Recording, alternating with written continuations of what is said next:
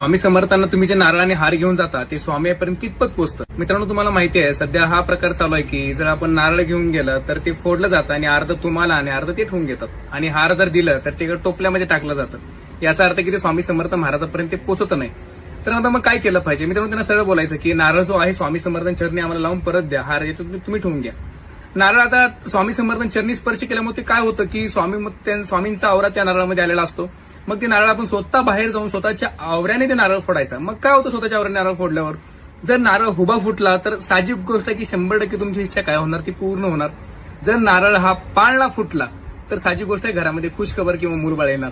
आणि जर नारळ जर आडवा फुटला याचा अर्थ असा आहे की तुमची इतर इच्छा पूर्ण होणार नाही, त्या मार्गे तुम्ही जाऊ नका.